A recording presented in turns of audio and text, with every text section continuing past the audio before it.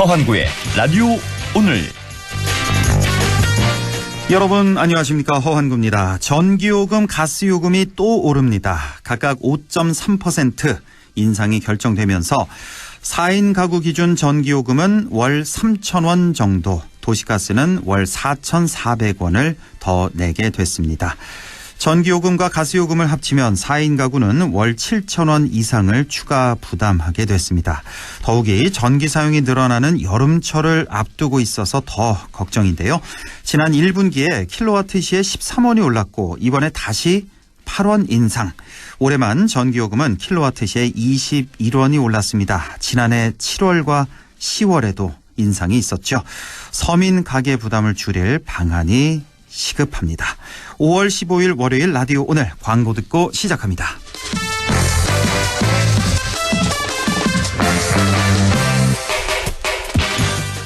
5월 토레스를 꼭 사야 하는 이유가 있어? 우선 5년 10만 킬로미터 무상 보증에 일시불 구매 시 소모품 지원도 5년. 말만 하면 실시간 내비게이션은 물론 다양한 차량 제어까지 되는 인포콘을 5년 무상 지원해준대. 실시간 내비게이션? 스마트폰 연결 안 해도? 그럼 개별 소비세도 차량 유지비도 절약할 수 있는 5월. 바로 토레스 계약하러 가자. 지금 KG 모빌리티에서. 5월 가정의 달을 맞아 관절 건강 호건음 프리미엄 골드가 사랑 가득 감사 세일을 준비했습니다. 세 박스를 구입하시면 한 박스를 더 드리는 특별한 기회. 사랑하는 부모님께 건강을 선물하세요. 1833-3399 건강기능식품입니다. 제조원 동진제약, 판매원 매일생활건강. 메르세데스 벤츠가 인증한 벤츠는 다릅니다. 198가지 품질 테스트, 24시간 긴급 출동 서비스, 1년 무상 AS까지. 이렇게까지 해야 메르세데스 벤츠 인증 중고차니까. 변함없는 클래스에 대한 믿음. 지금 전 시장에서 만나보세요. 네, 라디오 오늘 월요일 순서 시작합니다. 1부 양승진의 슬기로운 뉴스 생활, 영남일보 양승진 기자와 함께하고 있고요. 2부 이슈 오늘에서는 오늘 스승의 날을 맞아서 교육 현장의 현실에 대해서 잠시 후 경북 교사노조 이미희 위원장을 전화로 연결해서 함께 얘기 나눠보겠습니다. 이어서 국립안동대학교 사학과 안상준 교수와 함께 안상준의 세상 읽기도 함께하겠습니다. 라디오 오늘 유튜브로도 다시 들으실 수 있습니다. 많은 애청 바랍니다.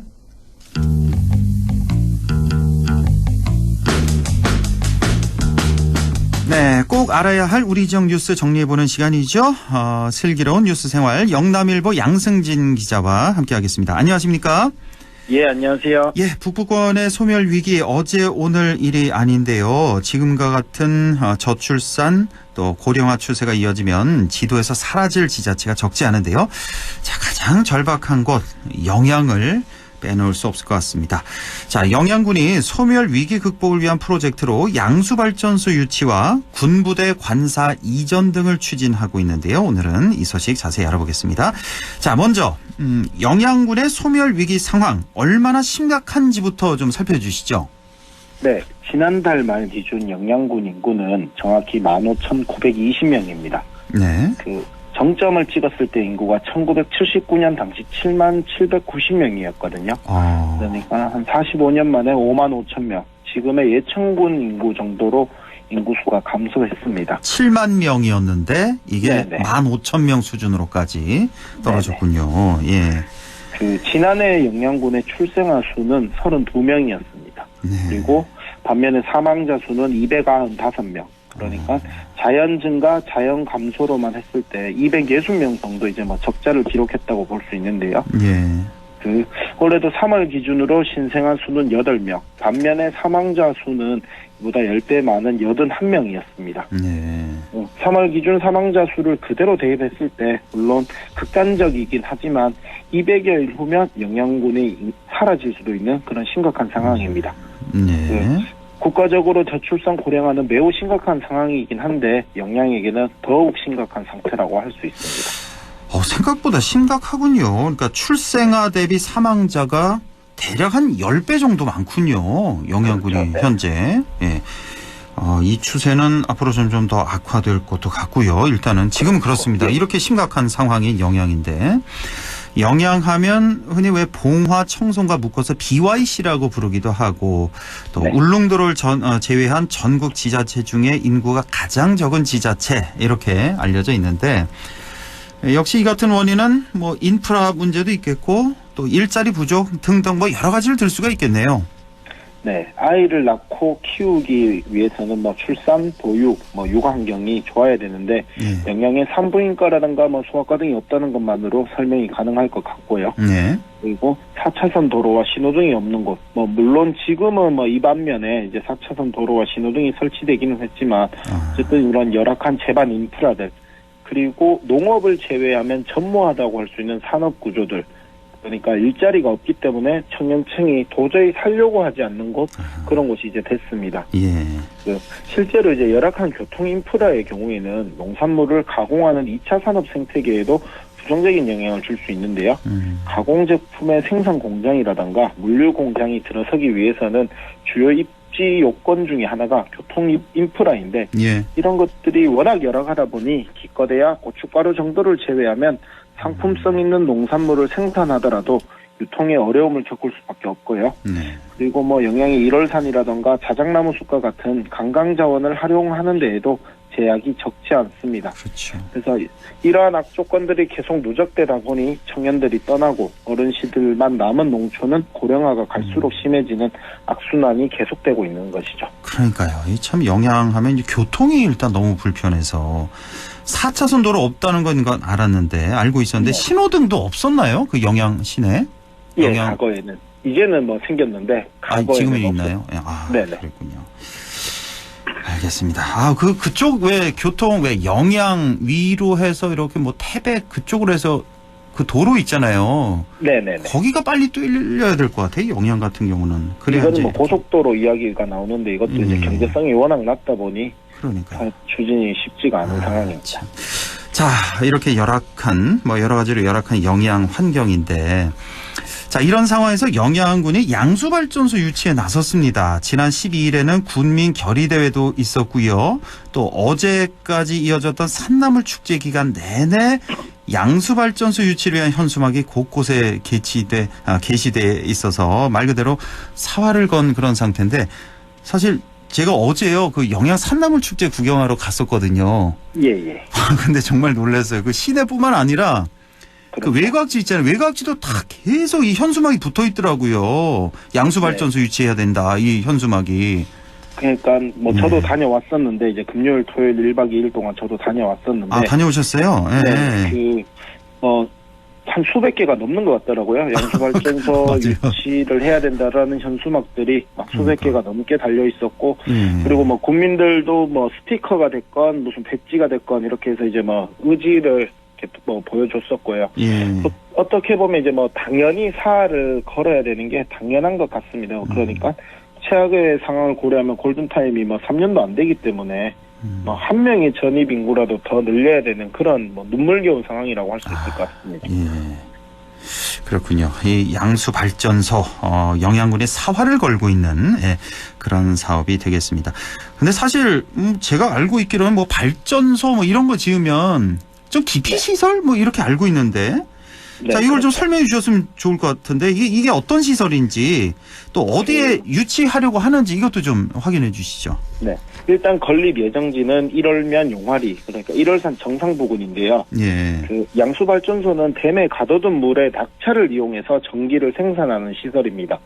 평상시에는 전력 공급이 충분할 때 하부댐의 물을 상부댐으로 퍼올렸다가 전력 공급이 부족할 때 상부댐의 물을 낙하시켜서 전력을 생산하는 방식이에요. 그러니까 이 양수발전소라는 게 댐을 뭐 두 개를 이렇게 짓나 보네요. 그렇죠. 상부댐 하나 짓고 하부댐 하나 지어서 평상시에 이제 가둬둔 물, 전기가 풍부할 때는 밑에 하부댐에 있는 물을 위에 일단은 퍼 올려 놓는 거군요. 네네. 그랬다가 전력이 좀 부족할 때 그거를 낙하시키면서 전력을 생산하는 방식. 네네. 이게 양수발전소군요. 그 전력 생산까지 3분 정도면 가능해서 원자력이나 화력 같은 주력 발전을 멈추거나 뭐 또 출력을 낮춰야 하는 긴급 상황이 생겼을 때 빠른 대응이 가능합니다. 예. 또 뭐 전력 공급 긴급 상황 대처를 위해서는 꼭 필요한 시설이기는 한데 당연히 뭐 댐 건설로 인해서 주민 이주라든가 또 환경 훼손 문제 때문에 대표적인 기피 시설 중에 하나로 꼽힙니다. 그래요? 네. 정부가 이제 최근에 전력 수급 기본 계획을 발표를 하면서 2036년까지 현 설비의 75%에 해당하는 3.55기가와트 규모의 양수발전 설비를 증설하기로 했고요. 그리고 이제 1.75기가와트 규모의 신규 양수발전소 두세 곳을 다음 달 이제 심사를 통해서 선정해서 최종 발표는 이제 8월 말이나 9월 초로 이제 예정돼 있는 상황입니다. 8월 말 9월 초에 최종 발표가 있군요. 그러니까 안동 사시는 분들은 잘 아실 거예요. 그 안동댐 이마댐 건설하면서 당시에 그렇죠. 주민 이주 문제, 주민 이주 문제 있었죠. 또 환경 훼손 문제, 여러 가지 개발 제약 문제 등등. 그래서 이제 대표적인 기피 시설 중에 하나가 바로 양수 발전소인데. 네네.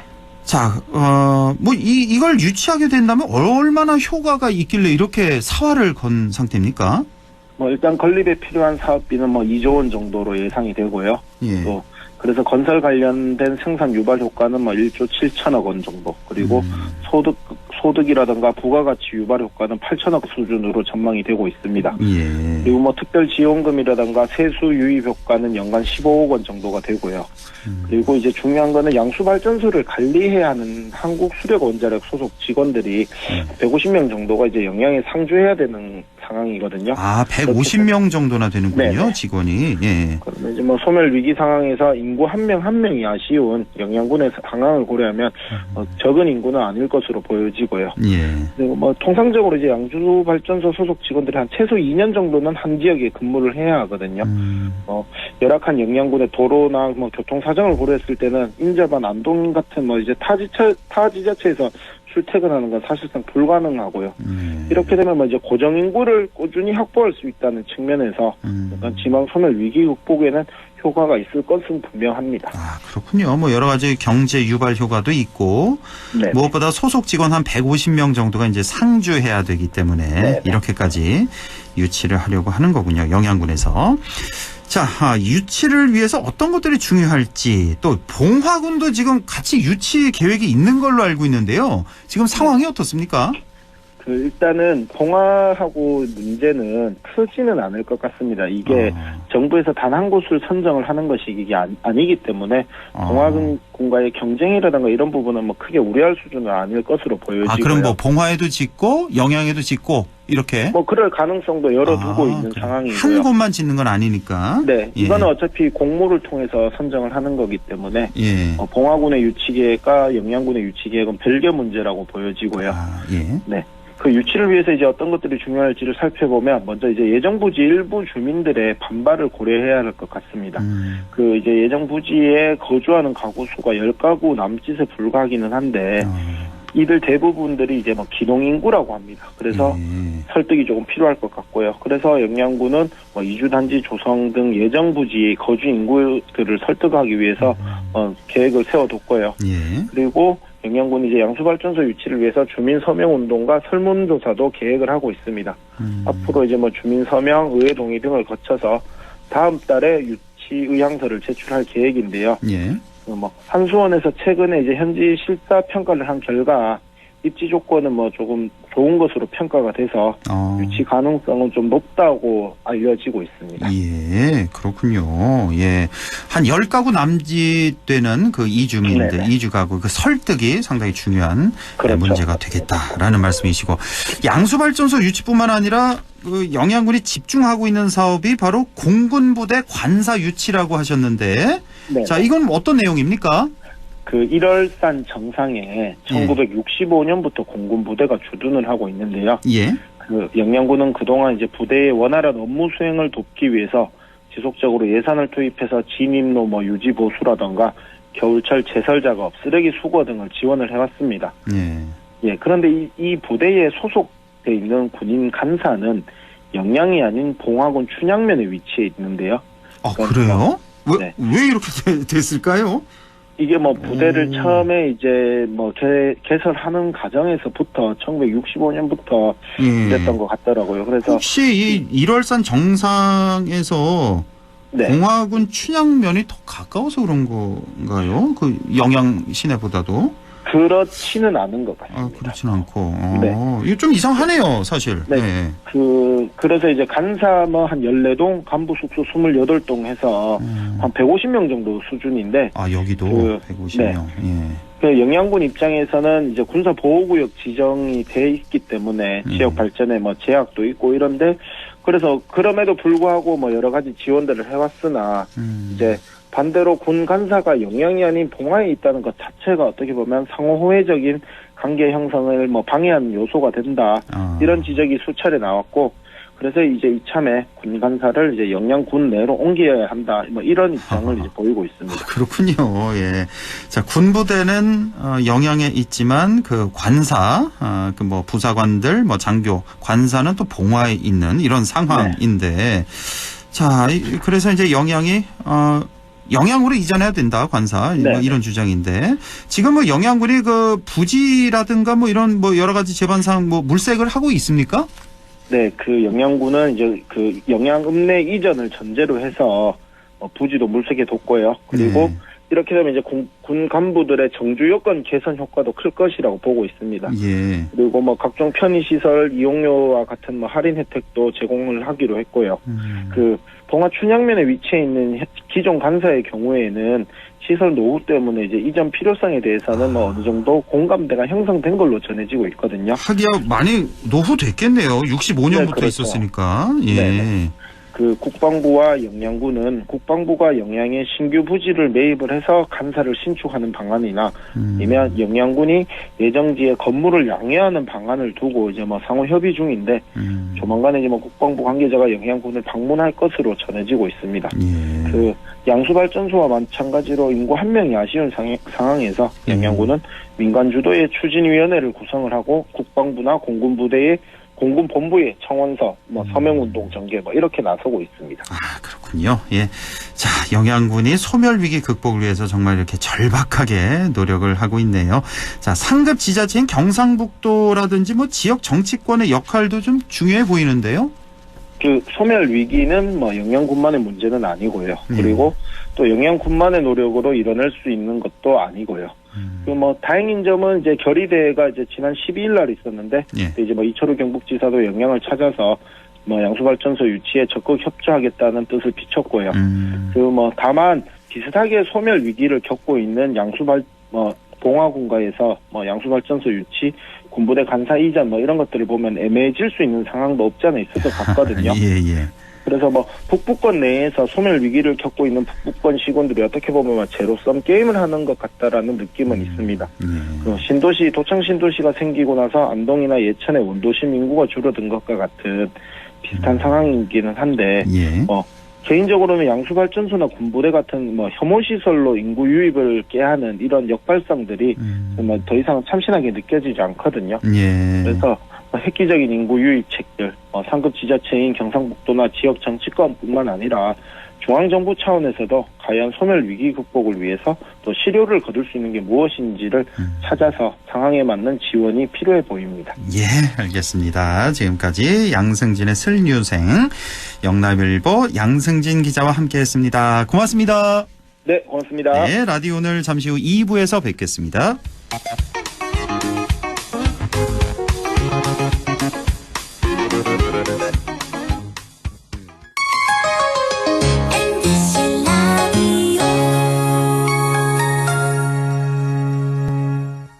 가구 살 땐 꼭 한번 가보자. 안동 명품 가구 백화점. 흑표 흑침대, 양성국 갤러리, 금성침대, 한국 가죽 소파, 장수돌 침대. 다양한 브랜드 가구를 한 곳에서 쇼핑할 수 있는 대형 가구 전시장. 안동 명품 가구 백화점. 네 얼굴 와 글러? 야근한다고 티다. 네 월급은 와 글러? 최저임금은 안 오르지. 물가는 오르지. 내가 진짜 박스 죽겠다. 물가는 내리고 최저임금은 올리고 민주노총 경북지역 본부가 앞장서겠습니다. 1577-2260. 안동과학대학교에서는 6월 12일까지 지역산업연계 바이오 백신 인력 양성 과정 교육생을 모집합니다. 신청 자격은 만 18세부터 만 39세 이하의 경력단절 또는 미취업자로 안동시에 거주 중이거나 안동시 교육기관 졸업생 또는 졸업 예정자라면 누구나 지원 가능하며 교육비는 전액 무료입니다. 교육생들에게는 월 100만 원의 교육지원금을 지원합니다. 자세한 사항은 안동과학대학교 홈페이지를 참조하시거나 전화 054-851-3539번으로 문의 바랍니다. 여러분의 많은 지원 바랍니다.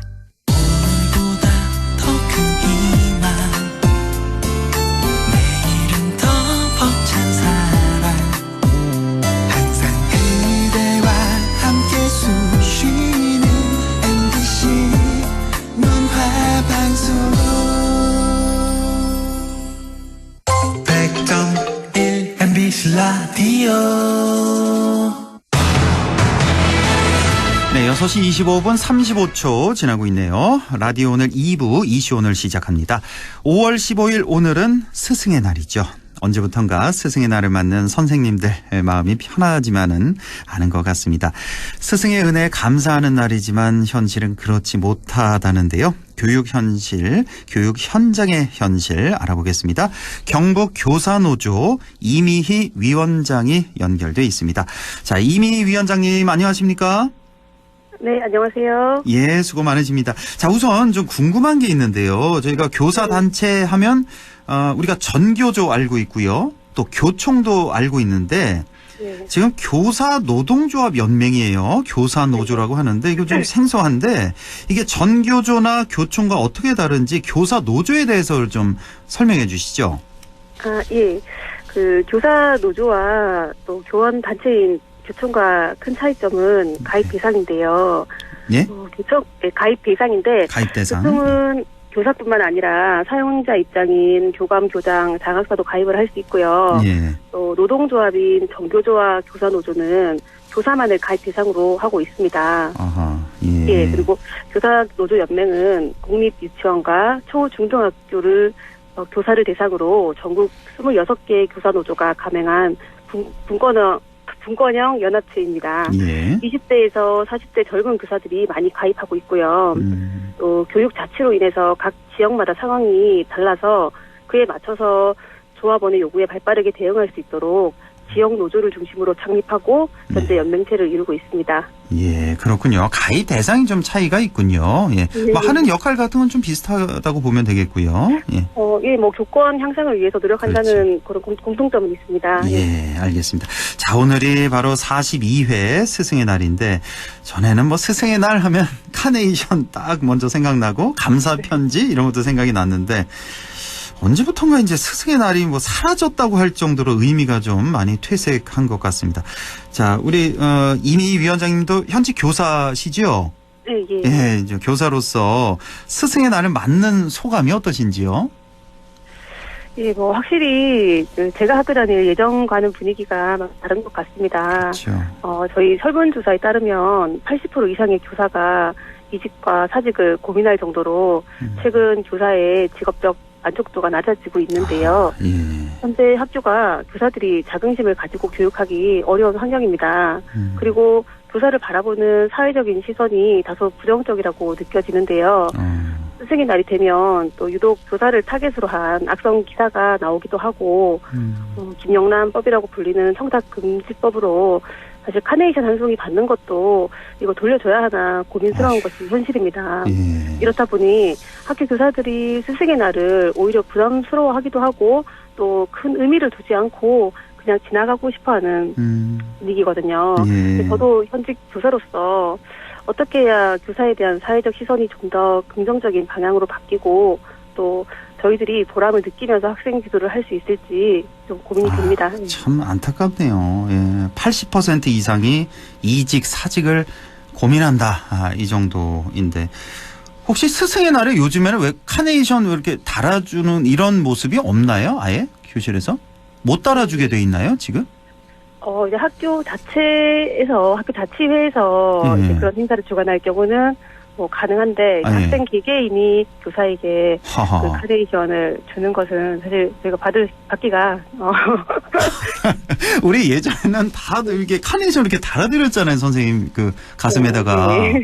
그런 모습이 없군요, 이제는. 예, 그런 너무 모습이 없는 삭막하네요. 학교가 많죠. 예. 그렇군요.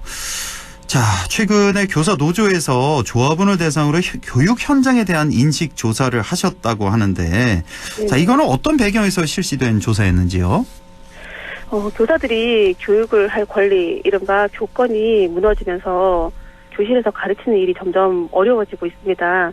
이에 노조에서는 교사 대상으로 현장에서 겪는 어려움을 확인하고 교육할 수 있는 환경을 조성하기 위한 방안을 모색하기 위해서 설문을 실시했고 전국에 약 11,000여 명의 교사가 설문에 응답을 하셨습니다. 꽤 많군요. 11,000여 명의 설문조사 응답을 했는데 자 이렇게 말씀하신 대로 교권 침해에 대한 우려가 지금 높아지고 있는 상황. 이 조사에서도 교권 침해에 대한 조사가 있었다고 하는데 자 선생님들이 학생이나 학부모로부터 교권 침해를 당한 적이 많은 것으로 나타났다고요? 예. 일단 그 용어가 교육활동 침해로 바뀌었습니다. 교권 침해가? 교육활동 침해. 예. 교사뿐만 아니라 이것이 학급 내 다른 학생들에게도 굉장한 피해를 주기 때문인데요. 최근 5년간 교육활동 침해 상황을 묻는 문항에서 응답자 중 68%가 학생과 학부모에 의해 교육활동 침해 경험이 있는 것으로 나타났고요. 68%나요? 교권 침해, 교육활동 침해 경험이 있다고요? 예, 그렇습니다. 그리고 교육활동 침해로 정신과 치료나 상담을 받은 적이 있는 교사도 27%에 달해서 교육활동 중에 교사들이 느끼는 정신적 압박감이 상당하다는 것을 알 수 있습니다. 무슨 정신과 치료 상담 받은 적이 있는 교사가 27%에 달한다. 이거 정말 심각한 수준인데 자, 이 교육활동 침해 유형으로는 어떤 경우가 있을까요? 예, 저희 노조가 선생님들로부터 상담을 받아보면 학생 지도 과정에서 학부모의 무리한 요구에 응하지 않은 경우에는 전화로 폭언을 듣기도 하고 또 간혹 학교로 찾아와서 고함을 치거나 위협을 하는 경우도 있었습니다. 그리고 또 학생 간의 싸움을 말리는 과정에서 학생이 교사에게 나랑 맞짱 뜰래? 이런 막말을 하기도 하고 또 그 상황에서 폭력을 당하는 경우도 있었습니다. 또 수업 중에 의도적으로 수업을 방해하는 학생도 있는데 이런 경우는 교사뿐만 아니라 학급 내 다른 학생들이 피해를 고스란히 받게 되는 실정입니다. 그렇죠. 예. 정말 상상할 수 없는 일이. 웬만해서는 학교 가게 우리 선생님들이 계신 곳인데 가서 이렇게 항의하고 모욕을 주고 명예를 훼손하고 참 어떤 분들이 그러는지 이해가 전혀 저는 안 되는데 심지어는 아동학대 신고를 당하는 경우가 있다? 이거는 무슨 말입니까? 응답자의 한 81% 정도가 생활지도나 학교폭력 사안 발생 등의 이유로 학부모에게 민원을 경험한 적이 있다고 응답을 했고 100명 중 5명은 아동학대를 빌미로 협박을 당한 적이 있다고 답을 했습니다. 근데 실제 아동학대 신고로 이어지는 경우도 있는데요. 정당한 지도를 했음에도 아동학대로 신고가 되면 무조건 경찰의 수사에 들어가야 하고 그럼 교사는 사실 수업도 못하고 조사를 받느라 정신적 스트레스에 시달릴 수밖에 없게 됩니다. 실제로 아동학대한 게 아닌데 이렇게 이중 실제 혐의가 있는 경우는 1% 정도라고 하니까 이 무고성 신고의 폐단이 심각하다고 볼 수 있죠. 정말 심각하군요. 아동학대 신고를 당한 그 교사들 100명 중에 99명은 실제로 그런 일이 없었는데 한 명 정도만 그런 일이 있었는데 이렇게 괴롭힘을 당하고 있다 이렇게 볼 수가 있는 거군요. 교사들이. 예. 자, 이런 교권 침해, 교육활동 침해 원인은 뭐라고 생각하십니까? 비단 학교뿐만 아니라 공공기관이나 병원도 악성 민원의 골머리를 앓고 있는 게 현실이고 또 학교 현장도 이와 별반 다르지 않은 상황인데요. 아동학대를 방지하기 위해 제정되었던 아동학대법이 교육 현장에서 악용되면서 아님 말고식의 무분별한 신고에 노출되다 보니까 교사가 적극적인 교육 활동을 하기가 어렵습니다. 특히 학교폭력 관련 지도처럼 민감한 사안에서는 가해 학생이 면피하기 위한 수단으로 도리어 교사를 정서적 아동학대로 신고하는 경우도 있습니다. 이렇다 보니 교사가 소신을 가지고 학생을 지도하기가 어렵고 또 문제 행동을 그대로 방치할 수밖에 없는 상황이 늘어나고 있습니다. 정말 우리 교사들도 좀 보호할 수 있는 그런 관련법이 시급해 보이는데요. 자, 이렇게 교육활동 침해를 당했을 때 그럼 선생님들은 이제 어떻게 대응하고 계시는 거예요? 대부분의 교사들은 직업적 특성상 이 침해를 당한 입장이라 하더라도 또 스스로 자책하는 경우가 많고 그리고 제도적으로 교사가 현재 보호받기가 어렵다 보니까 정신과를 다니면서 병가를 쓰고 혼자서 삭히는 경우가 대다수입니다. 그러다 보니 저희 지역은 아니지만 분은 극단적인 선택을 하시는 경우도 있었고요. 또 이중 일부 교사는 노조로 연락해서 도움을 요청하기도 합니다. 아, 그렇군요. 아니, 교사 되기가 얼마나 힘든데 그렇게 힘든 관문을 뚫고 교사가 됐는데 10명 중 8명이나 이직이나 퇴직을 생각하고 있다니 이 현실 너무나 안타까운데요. 자, 지금 교사가 교권 침해 당했을 때요. 이 학교에 교권보호위원회를 개최를 요구할 수 있다라고 하는데 근데 이게 실제로는 잘 열리지 않고 있다고 하는데 이건 왜 그런 걸까요? 이 교권보호위원회 처리 과정에서 사실 학생, 학부모와의 관계 악화가 될 것에 대한 걱정도 크고 또 그 과정에서 보복성 아동학대 신고를 당하거나 또 무고죄 신고를 당하는 사례도 있습니다. 그리고 또 실제 그 교권보호위원회 개최를 요구했던 선생님은 이 심의 과정에서 지도 능력이 부족한 교사라는 시선을 받기도 하고 또 학생을 위해서 뭐 웬만하면 교사가 참고 넘어가야 하지 않겠냐는 분위기로 몰아가면서 오히려 마음의 상처를 더 크게 받고 중간에 포기하는 경우도 있었습니다. 아유, 참 이 모든 책임은 이제 교사에게 좀 떠넘기는 듯한 이런 현실인 거군요. 그러니까. 예. 아, 참 좀 많이 억울하시겠네요, 위원장님, 그렇죠? 이런 걸 실제로 이제 당한 교사 같은 경우는. 예. 자, 제도적인 장치도 이렇게 교권 침해로부터 교사를 제대로 보호하고 있지 못하는 그런 현실인데 그렇다면 좀 대책이 필요할 텐데요. 어떤 노력이 필요할까요? 지금 현재는 사실 정당한 교육 활동으로 인해서 교육 활동 침해나 아동학대 신고를 당해도 교사가 보호를 받을 수 있는 법과 제도가 미비한 실정입니다. 결국 교사 혼자서 이것을 오롯이 다 감당을 해야 하는데 학생을 지도할수록 아동학대 신고가 늘어나니까 적극적인 지도를 하기가 어렵고 그러다 보니 교권 하락도 더 심해지고 또 교실 안 질서가 무너지면 다른 학생들도 피해를 보거든요. 법률적으로 정당한 교육활동에 대한 실효성 있는 면책조항 도입이 필요하고요. 다행히 작년에 저희 교사노조 연맹이 국회와 협력해서 발의한 생활지도법이 통과되어서 6월부터 시행 예정인데 시행령 개정이 현장의 의견을 귀담아 만들어져서 실질적인 효과가 있기를 바랍니다. 아, 아까 뭐라고 하셨죠? 무슨 법이라고 하셨죠? 생활지도법입니다. 생활지도법이 이게 통과가 됐다고요? 네네. 이제 도입이 될 예정이라고요. 예. 예. 이게 이제 도입이 되면은 좀 어떻게 우리 선생님들 좀 괜찮아지실까요? 어떻게 보세요?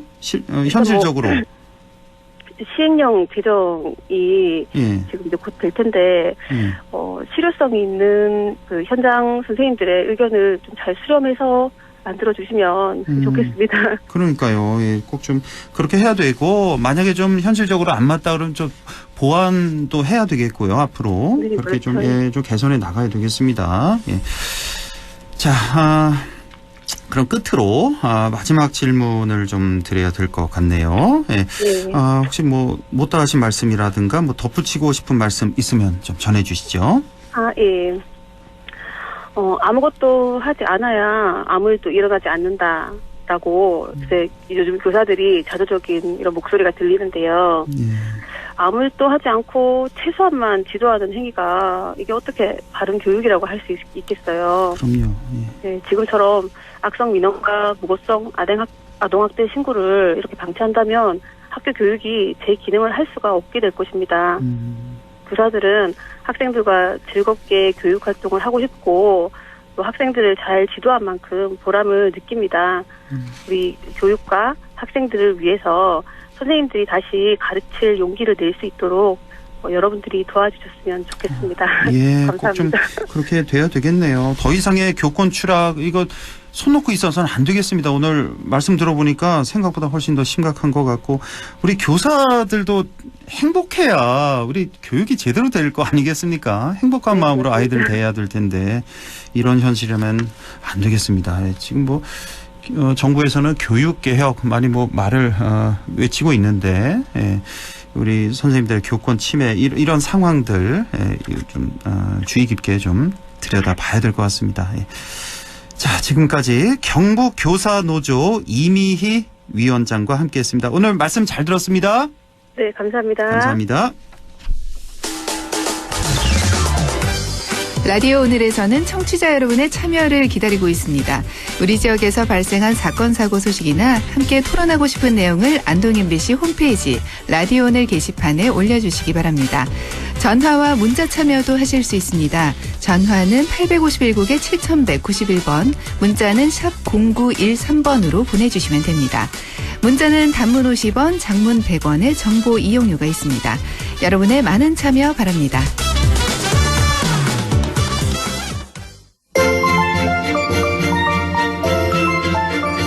안상준의 세상 읽기 시작합니다. 오늘도 국립안동대학교 사학과 안상준 교수와 함께합니다. 교수님 안녕하십니까?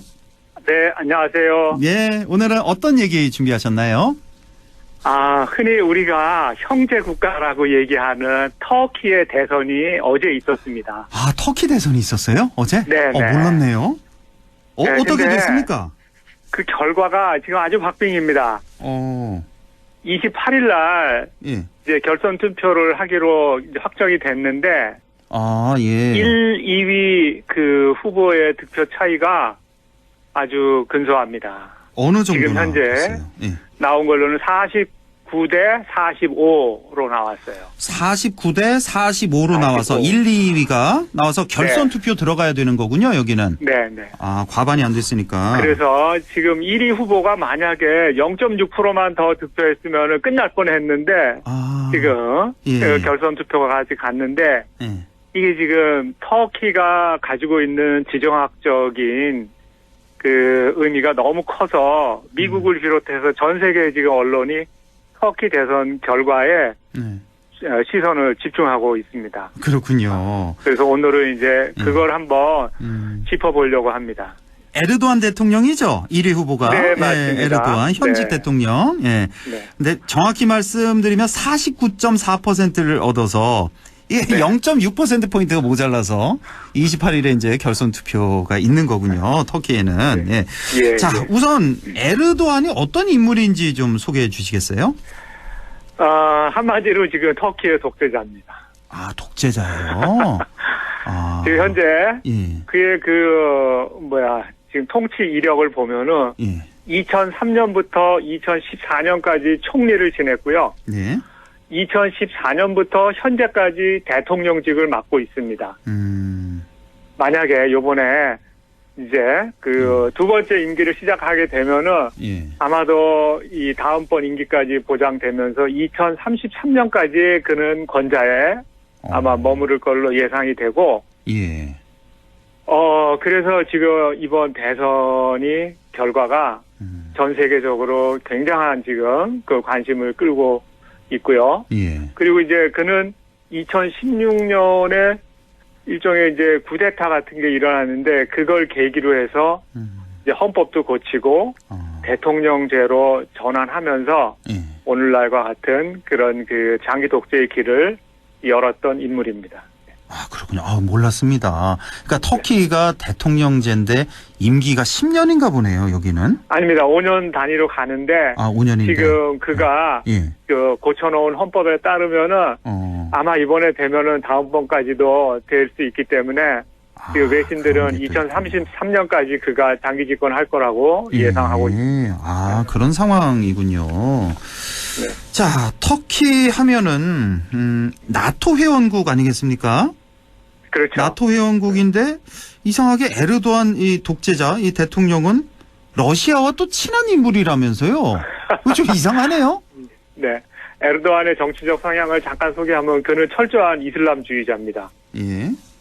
그러니까 이제 세속 국가를 표방하는 터키이지만은 이제 이슬람주의, 그러니까 서방의 민주주의 체제보다는 이슬람 그 주의를 더 표방하면서 서방 세계하고는 일정한 이제 거리를 두면서 최근에 러시아하고 아주 가깝게 지냅니다.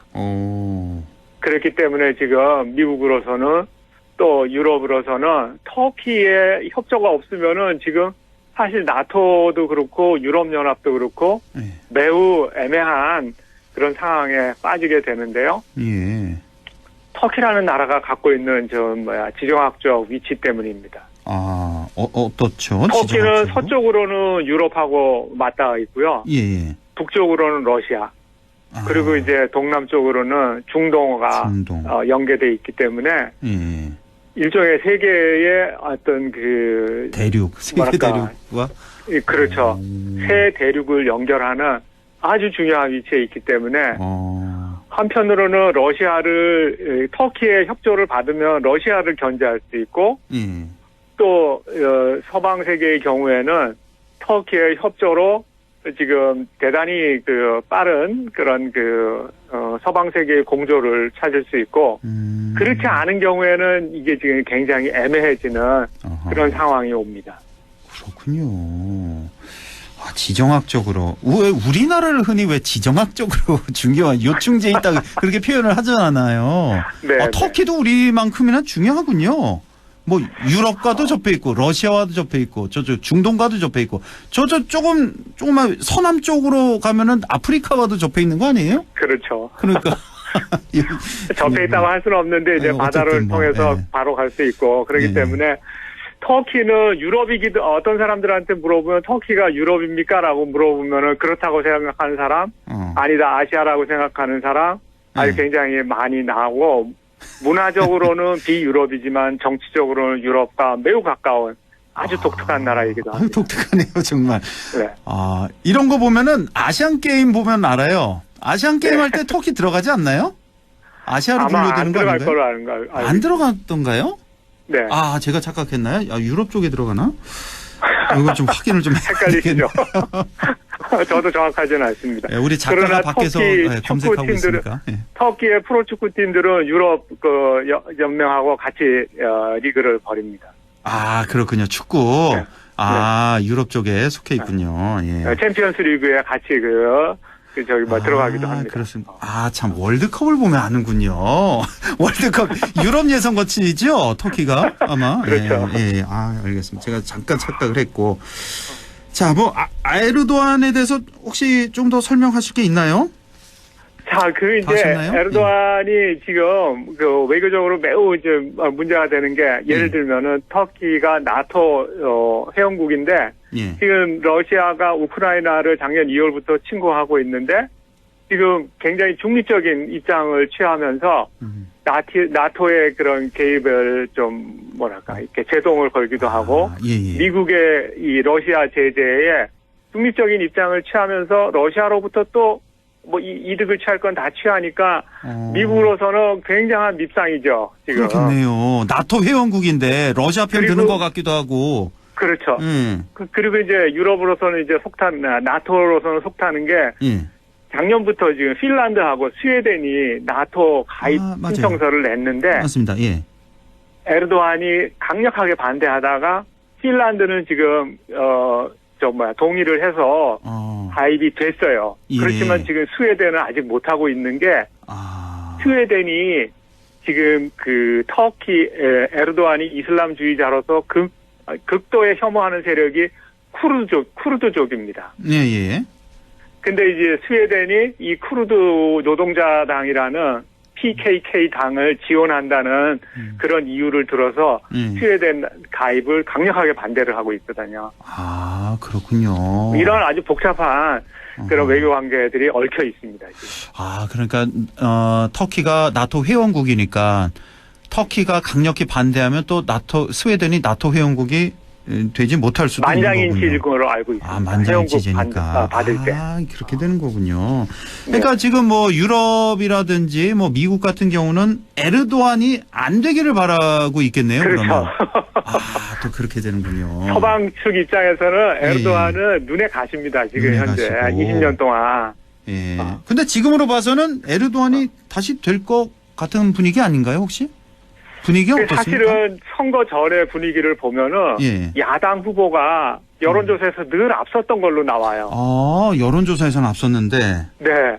그런데 막상 뚜껑을 열고 보니까 에르도안이 그러니까 개표 초반에는 50% 이상을 득표하면서 끝나는 걸로 보였는데 결선 투표 없이 야당 후보가 막판에 이제 열심히 쫓아가가지고 지금 이 박빙의 승부를 만든 거예요. 아, 그렇군요. 네.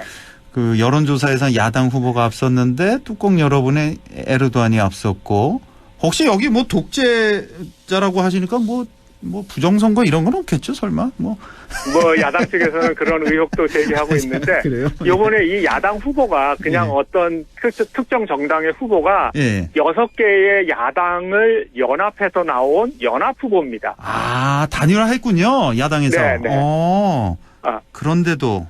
그런데도 지금 다 낙승할 거로 예상을 하고, 미국도 바이든도 열심히 지금 야당 후보를 밀었는데. 아, 바이든도 밀었군요. 야당 후보를. 근데 워낙 지금 오랫동안 장기 집권하면서 언론이고 정계고 또 국민들도 이 에르도안의 집권 동안 누렸던 그런 어드밴티지들을 또 이렇게 무시 못하는 것 같습니다. 그렇군요. 러시아는 당연히 에르도안이 되기를 바라겠고, 자, 터키 대선의 역사적 의미는 뭐라고 볼 수 있을까요? 제가 볼 때는 지금 전체적으로 이게 만약에 터키 대선에서 에르도안이 다시 한번 이제 집권을 하면은 21세기 슐탄이라는 칭호를 얻을 것 같아요. 21세기 슐탄이요? 이건 무슨 뜻이죠? 그 슐탄은 터키족이 예전에 이 중동 세계를 지배하고 유럽까지 진출했을 때 오스만 터키를 지배했던 그 지배자 이름입니다. 아, 예. 오스만 제국의 통치자 이름이 슐탄인데, 지금 슐탄은 평생 중국 황제처럼 또 이렇게 종신직으로 있는데, 지금 민주주의 국가를 표방하면서도 지금 거의 30년 가까운 독재를 펼치게 되는 에르도안을 보면서 외신들은 지금 21세기 슐탄이 탄생할 거라고 예측을 하는데, 전 지구적인 차원에서 보면은 이와 같은 독재자의 출현이 에르도안뿐만 아니라 러시아의 푸틴, 중국의 시진핑, 또 헝가리의 오르반 같은 이런 사람들은 지금 다 10년 넘게, 20년 넘게 지금 권좌에 있거든요. 이게 지금 한 가지 민주주의의 큰 후퇴라고 보고, 또 이렇게 되는 그 가운데에는 지금 서방 세계가 주도했던 신자유주의 경제 정책이 파탄이 나면서 이 각국이 각자 도생을 하는 길로 가면서 이와 같은 일이 나타나고, 또 그 반대편에서는 이제 극단적인 양당 정치의 혐오를 느낀 유권자들이 정치 신인들한테 몰표를 주는 일들이 벌어지게 되는 거예요. 미국의 트럼프라든지 한국의 윤석열 대통령과 같은 이런 인물이 출연하는 것도 민주주의의 정상적인 과정이라고 보기는 어렵거든요. 그렇군요. 그런 측면에서 보면은 앞으로 지금 경제 위기에 이런 정치적인 극단화 이런 것들이 나타나면서, 저는 이번 터키 대선이 굉장히 중요한 역사적 의미를 갖고 있다고 봅니다. 자, 오늘의 결론 내려주시죠. 한 30초 정도밖에 안 남았네요, 교수님. 사실은 국내적으로 보면은 에르도안은 민주주의를 압살하는 그런 스탠스를 취하고 있고, 대외적으로 보면은 미국과 유럽에는 재앙이고 러시아에게는 축복이에요. 그렇게 봤을 때 이번 대선 결과에 따라서 터키 민생도 그렇고 대외적인 환경도 그렇고 결코 우호적인 그런 상황이 아니라고 봅니다. 그래서 결과적으로는 지금 에르도안의 관점에서 봤을 때 미국과 러시아 사이에서 이렇게 왔다 갔다 하는 거는 국익이라는 관점에서 지금 볼 수 있는데, 전체적인 측면에서 볼 때는 민주주의의 후퇴라는 측면에서 매우 우려하지 않을 수 없고, 또 이 경제가 나빠지니까 터키 국민들은 이런 독재자를 원하는 게 아닌지 우려가 드는 상황입니다. 알겠습니다. 오늘도 아주 재미있고 알찬 내용 잘 들었습니다. 국립안동대학교 사학과 안상준 교수와 함께했습니다. 고맙습니다. 네, 안녕히 계세요. 네.